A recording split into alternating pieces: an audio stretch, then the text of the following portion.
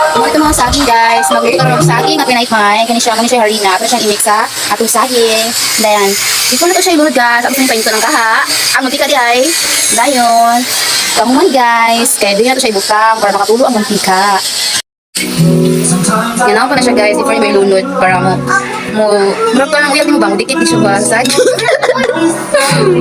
Ganun na siya guys. Bingo-bingo guys. Pwede ako yun.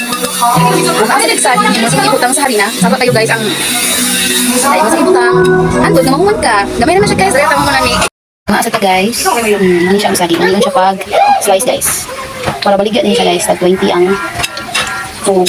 Then, ang usa ka to guys is 2 kabukang sulod. Sa ano na gani ang iyang texture guys. Dito na siya.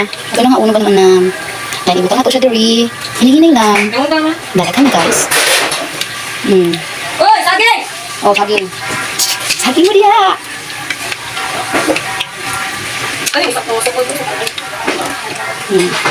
So guys. Para baligyan niya siya guys.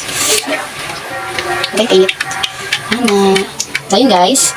Mo siya itong finished product guys. Itong finish niya na luto. And then, kung ito siya ituhog at pa siyang butang sugar. White sugar.